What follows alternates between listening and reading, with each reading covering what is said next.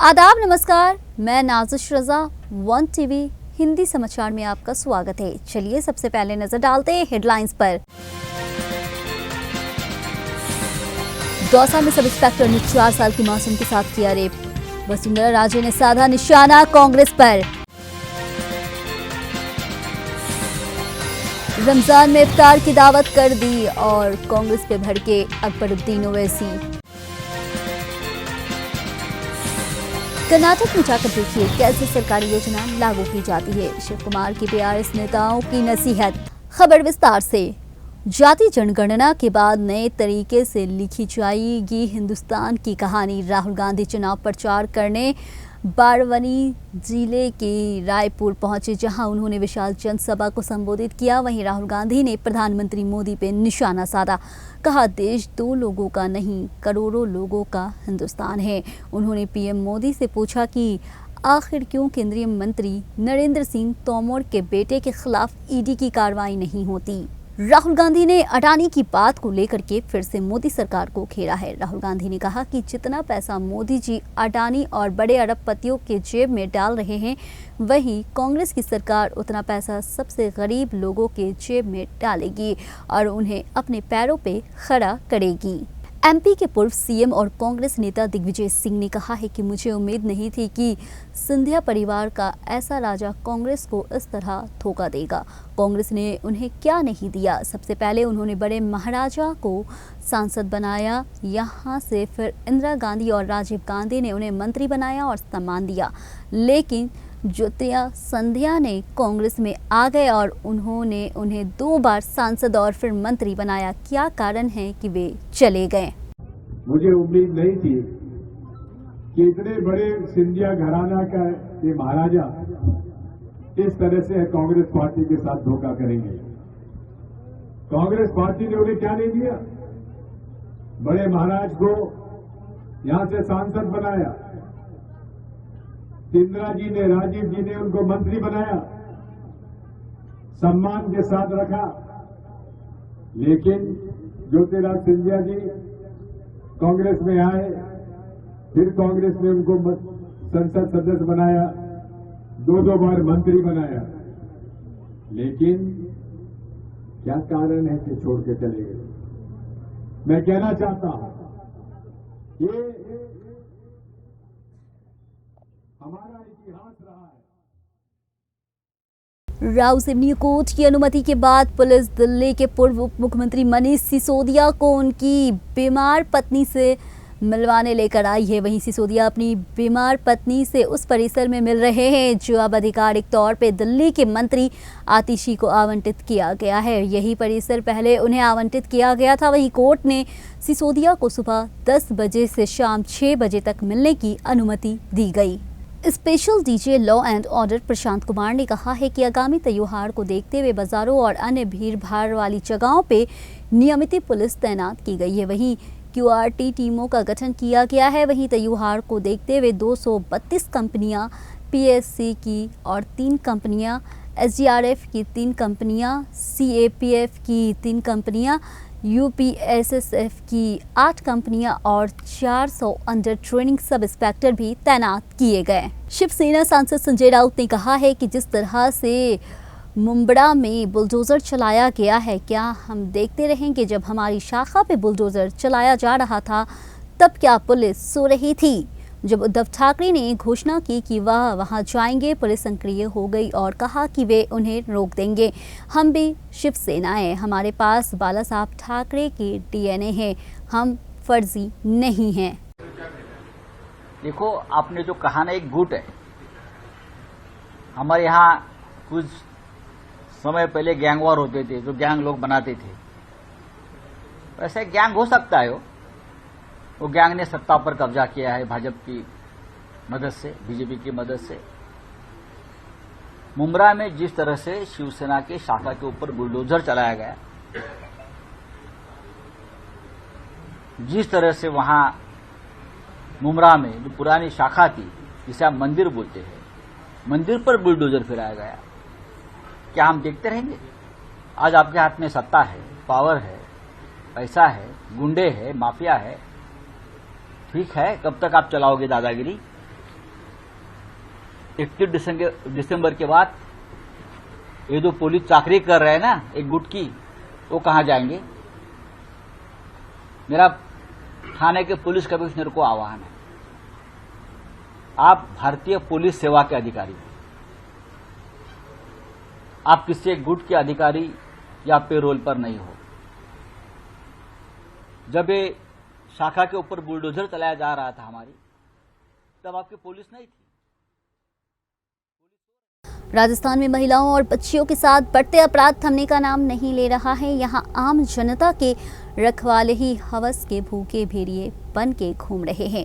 दौसा से एक इंसानियत को शर्मसार करने वाला एक मामला सामने आया है। जी हाँ, यहाँ राजस्थान पुलिस के सब इंस्पेक्टर ने एक 4 साल की मासूम बच्ची के साथ दरिंदगी की है। बताया जा रहा है कि दौसा के राहुवास पुलिस थाना क्षेत्र में हुई इस घटना के क्षेत्र के लोगों में गुस्सा बढ़ गया है।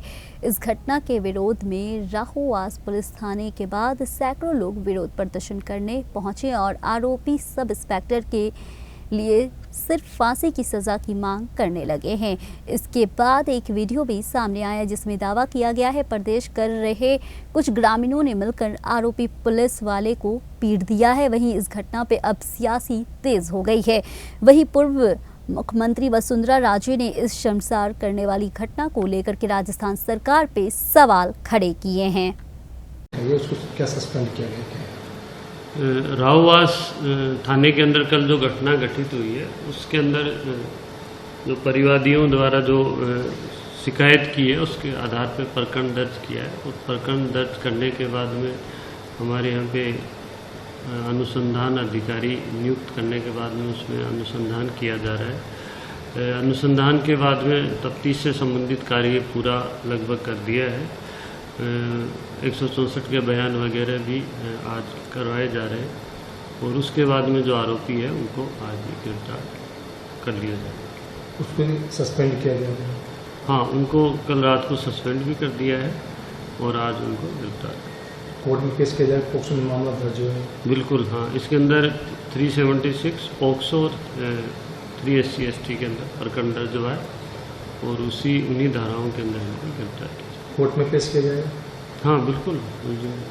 सर, जिन उन्होंने मारपीट का आरोप लगाया है, वो जो वहाँ के जो छोटे लाल है, जो लोगों को आरोप है, उनके क्या कार्रवाई है? अभी तक का जो अनुसंधान है उसके अंदर जो सब इंस्पेक्टर हैं उन्हीं के ऊपर आरोप प्रमाणित पाए गए। अन्य लोग जिन पे आरोप लगाए उनके बारे में अनुसंधान। तेलंगाना विधानसभा चुनाव में कांग्रेस अपनी पूरी जोर दिखा रही है। यही वजह है कि पार्टी के शीर्ष नेता तेलंगाना में चुनाव प्रचार के लिए पहुंच रहे हैं। वहीं कर्नाटक के डिप्टी सीएम डीके शिव कुमार और सीएम सिद्धारमैया भी तेलंगाना में कांग्रेस के लिए चुनाव प्रचार करने पहुंचे।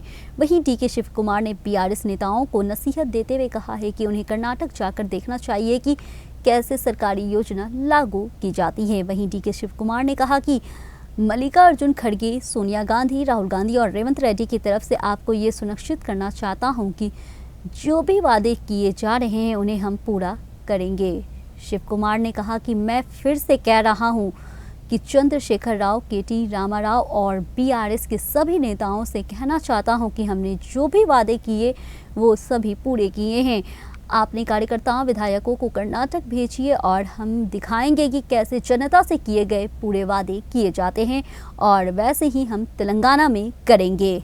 एमआईएम प्रमुख असदुद्दीन ओवैसी ने कहा है, किसी ने मुझसे कहा कि मेरी फोटो लगाकर मुझे काजी बना दिया गया है और ऐसा दिखाया गया है कि मैं कांग्रेस और टीआरएस की शादी करा रहा हूं।